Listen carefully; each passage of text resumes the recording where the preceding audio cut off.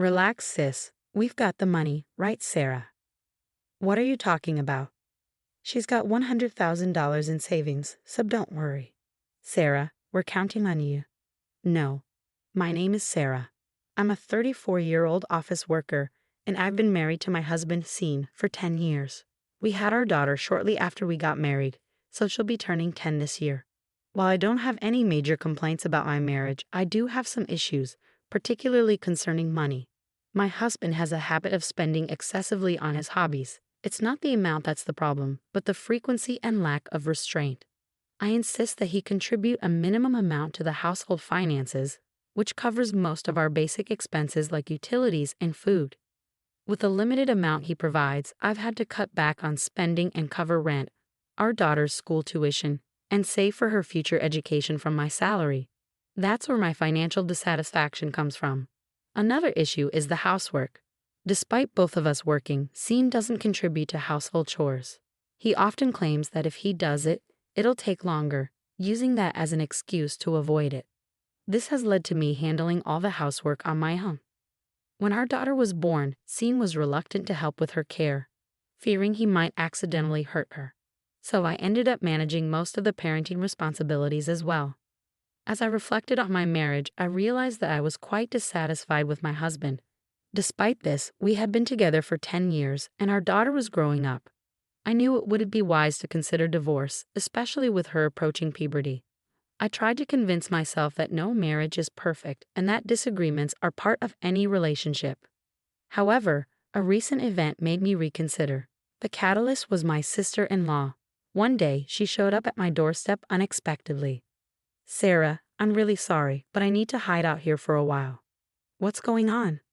I've had some trouble with my husband. Can I stay here for a bit? What happened with Ken? She didn't answer directly and kept avoiding the question. Her vague responses only deepened my concern and made me question everything. I wasn't convinced by her vague explanations, so I decided to wait for my husband to come home from work. He'd arrived around 8 p.m., and after we had put our daughter to bed, we all sat down for a conversation. My sister-in-law, my husband, and I. So what happened? I asked my sister-in-law. Ken suddenly snapped and told me he wants a divorce. What? I was shocked. Ken had always seemed like a sincere man, so the idea of him suddenly getting angry and asking for a divorce was surprising. Do you know why Ken got so angry? Why are you asking me that? I just find it hard to believe he gets so upset without a reason, I replied. I noticed my sister-in-law seemed anxious, which only made me more curious. Sarah, why have you been defending Ken all this time? Are you involved with him in some way? Of course not, I said, trying to stay calm. I doubt it, my husband interjected with a laugh. She doesn't have time for that, and besides, she always leaves her phone on the table. Though my husband's defense was meant to reassure me, it only added to my irritation. I was too busy with work, house chores, and raising the kids to have much time for my phone. I rushed to make dinner after work, barely glancing at my phone. In the end, my sister-in-law couldn't provide a clear reason for her husband's behavior, so my husband and I decided to speak with Ken directly. When Ken arrived at our house, my sister-in-law chose to stay away to avoid the awkwardness. Ken greeted us with a polite apology. I'm really sorry for causing you both so much trouble. I had always known him to be sincere and level-headed, so his sudden anger was surprising. Ken, why did you ask for a divorce? You've only been married for a year. Isn't that a bit extreme? There must be a reason. Ken explained. She spent all my money without my permission. Really? How much did you have saved? I asked, stunned. $50,000, Ken replied. My husband and I exchanged surprised glances. $50,000 in just 1 year. That's roughly $4,100 a month. Considering that Ken had been providing enough money from his income to cover living and other necessary expenses, it was baffling to think of such a large sum being spent. It turned out my sister-in-law had been using the money for her own entertainment. Given the situation, it was understandable why Ken was furious.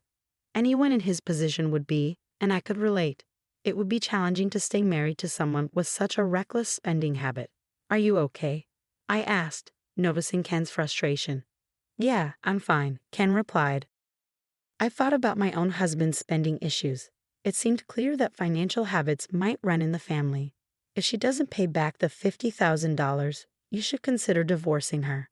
You don't have kids, so it might be a good idea. As I nodded in agreement, my husband abruptly said, "Okay, I'll make sure my sister pays you back." I was taken aback by his certainty and didn't quite understand where his confidence came from. Ken, however, simply said, "I'd appreciate that." With the conversation settled, I decided to observe how things would unfold. After Ken left, my sister-in-law returned home. "What did he say?" I asked her. "He said I spent all his savings, $50,000. Oh, I used it for living expenses." I tried to explain to him, but he didn't understand. But Ken said he had a separate account for living expenses. My sister-in-law snapped. "You don't know anything, so just stay out of it," she added harshly. She had always had a tendency to belittle me. Honestly, I agreed with Ken. If my sister-in-law couldn't manage her finances responsibly, perhaps divorce was the best option. Ken had made it clear he would only forgive her if she paid back the $50,000. "How can I possibly pay that back? I'm just a housewife," she protested. "If you can't pay it back, then don't spend his money," I said firmly. "Well, sis, relax," my husband interjected. "We've got money, right, Sarah?" "What?" "She's got 100,000 in her savings, so don't worry." My sister-in-law's eyes widened with interest. "Sarah, how come you didn't tell me about this sooner?" I was taken aback. "Wait a minute. How did you know about my savings scene?" "That money was something I set aside for my future when I was single. After I got married and had a baby, I intended to use it for our daughter's tuition. I never mentioned it to you. I found out about it when I went to your parents' house," Scene explained. The revelation left me in a state of confusion and frustration. "It was in the second drawer of the closet in your room," Scene said. "You went through my things without my permission? That's unbelievable. We're married, for God's sake. Anyway, your sister-in-law is in trouble, so we need your savings." "What are you talking about? I'm not giving it to you. That money is for our daughter's education. There's no way I'm handing over $100,000 just like that." "You've got 100,000, so give her 50,000. "Huh? Then why don't you pay her instead?" "Whoever has it should pay." "Sarah, please help me. I'm in the middle of a divorce." "That's none of my business. It's all your fault." "That's terrible. You don't love your family. Love for you means money. Then I don't need that kind of family love. If you don't give me $50,000, I'll divorce you," Scene declared, pulling out the divorce papers from the drawer. "Oh, so you've been preparing for this?" "I had them ready in case something happened." "You've got a lot of nerve trying to get your way." "That's exactly what I want to say to you," Scene retorted, filling out the form. "I'm serious. We can divorce at any time."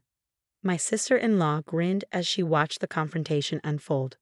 "Well, I'll be one of your witnesses," my sister-in-law said, signing the form with a smirk.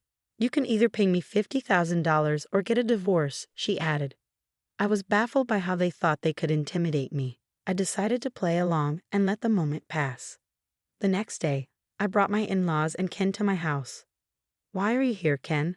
And Mom and Dad, what's going on?" I asked.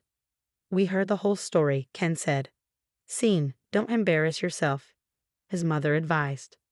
"Sarah, I'm truly sorry about my foolish son and daughter," his father said. "Ken, we also owe you an apology," I said. "Why are you apologizing?" My sister-in-law snapped. "Shut up," her mother said sharply. "We went through your room and found a lot of brown bags and jewelry." "How did you find out?" I asked, stunned. "Ken asked me to look into it," she explained. "You've always had a habit of hiding things you bought from us since you were a child." "I can't stay married to you after you lied about using the money for living expenses," Ken said. "I want you to pay back the $50,000 and get a divorce." "Oh no," my sister-in-law protested. "And Scene, you'll be getting a divorce too," Ken added. "What?" Scene exclaimed. "Sarah already filled out the divorce papers and I signed as a witness." "We've already submitted them," Ken said firmly. "What?" "I won't allow this," Scene shouted. "Won't allow it? What are you talking about? You threatened divorce and demanded that someone who has nothing to do with this take on the debt." "You're disgusting," Ken said angrily. "Sarah is my wife, not your property," he continued. "She's not born into your family. She's a stranger to you. and you should have more respect and care for her." When my parents-in-law confronted my husband with a solid argument, he hung his head, unable to respond. My sister-in-law seemed completely overwhelmed and just stood there silent. Thanks to my parents-in-law's intervention, the conversation went smoothly for both Ken and me, and we were able to finalize the divorce without any issues. My sister-in-law sold as many brand-name goods as she could, managing to pay back about $20,000. The remaining balance was covered by my parents-in-law, and she now has to repay them. Under their supervision, she works from morning till night in an effort to settle her debt. As for my ex-husband, I've requested child support. I heard that he now lives alone in a cheaper apartment, but his salary barely covers the rent, living expenses, and child support. Despite moving to a less expensive place, his habit of spending recklessly means he's always broke.